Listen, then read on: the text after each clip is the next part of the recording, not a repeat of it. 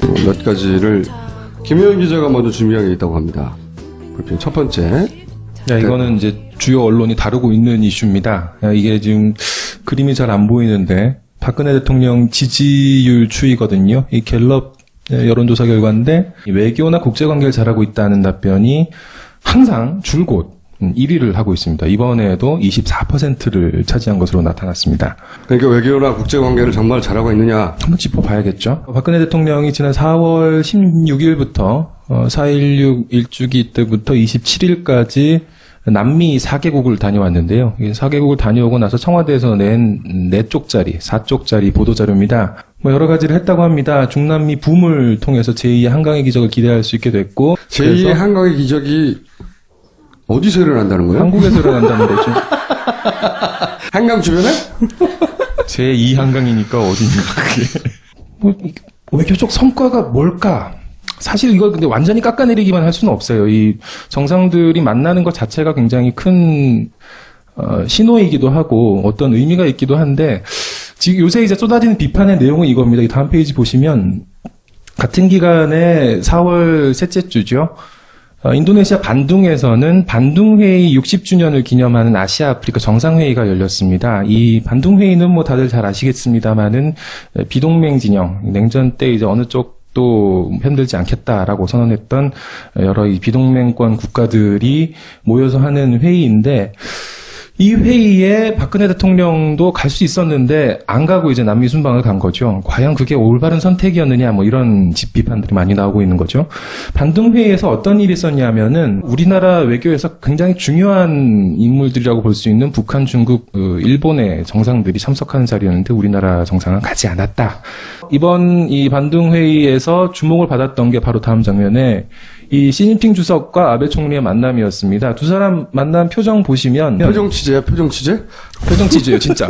오른쪽이 이제 작년 11월에 중국 베이징에서 열렸던 에이펙 정상회의 때 모습입니다. 이때 보면은 시진핑이 이 에이펙 정상회의의 주최국이기 때문에 찾아온 정상들을 다 만나는 절차가 있었어요. 그래서 아베 총리를 만나긴 했는데 굉장히 떨떠름한, 띠껍다기도 한 할 수 있을 텐데 어쨌든 그런 표정을 지었던 반면에 5개월이 지난 이 반둥에서는 그보다는 훨씬 나아진 표정을 지은 거죠. 그래서 아니, 순간적으로 이렇게 잡힌 거 아니에요, 이거? 그럴 수도 있어요. 근데 이제 이게 이제 일종의 메시지가 될 수 있죠. 외교에서는 집권 권력자들의 어떤 주고받는 그런 게임이기 때문에 이 정도의 표정이 잡힌 것만으로도 굉장히 양쪽이 중국과 일본이 뭔가 좀 해보려는 거 아닌가 이런 관측들을 낳기에 충분하다. 이런 표정 하나 가지고 그것만 그 정도만 나오는 게 아니에요. 사실 에이펙 정상회의 때 저 정도 나온 것도 뒤에 지금 중국, 일본 국기가 없잖아요. 일부러 저렇게 지금 설정을 했다는 이제 해석들을 많이 했었습니다. 두 사람이 그 직전에 맛있는 거 많이 먹어가지고 기분 좋은 거 아니야, 이거? 그냥? 그럴 수도 있고. 어쨌든 다음 페이지 넘어가 보죠. 박근혜 정부가 일본하고, 그러니까 박근혜 정부 집권 이후에 일본하고는 정상회담을 한 번도 한 적이 없습니다. 박근혜 대통령이 아베 총리를 한 번도 만난 적이 없다는 거죠. 한국은 이대로 있어도 되는가, 이런 의문이 좀 생기기 시작했습니다. 그리고 바로 다음 주에 아베 총리는 미국을 방문합니다. 주요 성과를 따져보자면 미일 방위협력 지침 개정 발표, 가이드라인이라고 하는 거 발표하면서 미일 동맹이 강화됐다는 평가를 받게 됐고 오바마 대통령이 여기에 대해서 글로벌 파트너가 됐다. 그다음에 아베 총리는 미국과 일본의 역사를 새로 썼다. 이런 평가를 했습니다.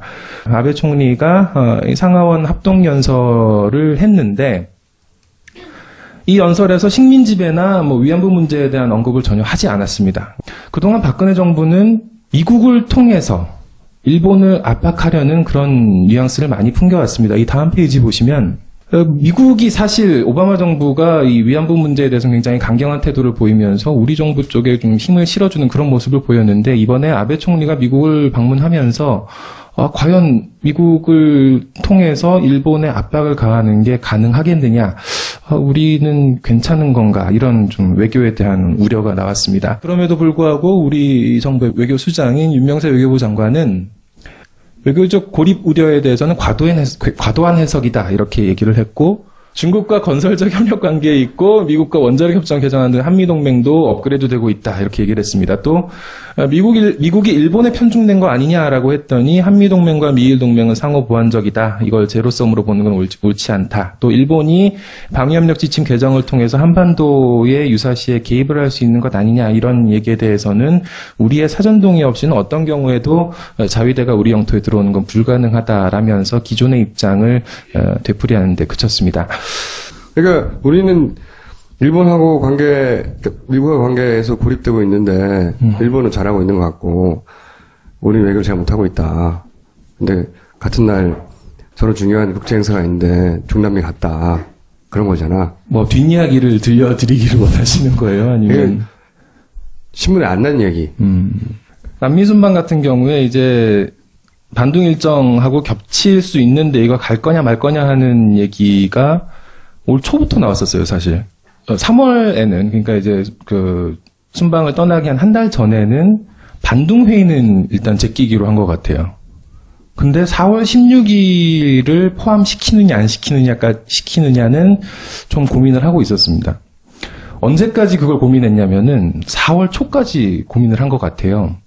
왜냐하면은 이 4월 초에 박근혜 대통령 순방 나라들을 미리 가는 일종의 답사 성격의 방문이 있었는데, 근데 그때만 해도 첫 방문국이었던 콜롬비아는 정해지지 않았던 겁니다. 그래서 나머지 3개, 페루, 칠레, 브라질만 갔다가 이렇게 돌아옵니다. 막판에 가서 콜롬비아가 이제 추가가 됐는데. 그래서 저는 이렇게 생각해요. 새 국가는 국빈 방문이에요. 원래 이제 국빈 방문을 할 때 제가 알기로는 외교적 관례가 서로 일정을 3개 정도씩 주고받아요. 왜냐면 양쪽 다 대통령이고, 외교는 바이래트럴. 괜찮죠? 쌍무적으로 하는 거라서 양쪽이 합의가 돼, 바이래트럴 어코드란 말이야. 그러니까 쌍무적으로 우리도 그 일정이 괜찮다고 합의가 돼야 그 일정을 잡으니까 한 3개 정도 주고받는다 이거야. 그런데 이 앞에 3 나라는 아무래도 4월 16일이 포함이 안 되는 거예요. 나의 생각이야. 근거 없는. 4월 16일 날 포함이 돼야 4월 16일 날 떠날 거 아니에요. 그지? 그래서 4월 16일 날 포함시킬 수 있는 콜롬비아하고 나중에 얘기가 된 거야. 그래서 거기는 국빈 방문이 아니라 그 국빈 방문보다 격이 낮은 공식 방문이에요. 사실 대통령은 자기가 혼자 휴가 가는 거 아니라 다 공식 방문이에요. 다 어딜 가든. 그죠? 비공식 방문도 있습니다.